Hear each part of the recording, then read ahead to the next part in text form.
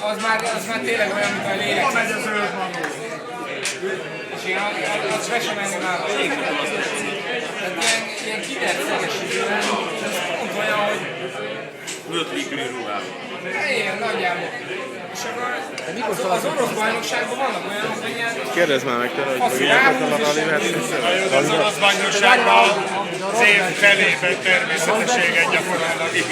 Másik felében meg kinyitják a lőtőajtót. Nem.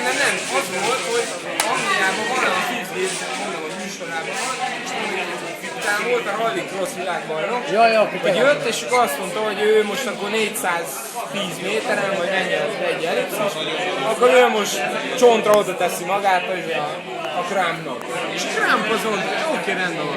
És 72 volt, bringa, betolták, és akkor azt mondták, hogy engedjétek neki. És amit bírtam, én is így csákos nézd egy oldalra, ezt nem lehet magzni. Mindig előttem van.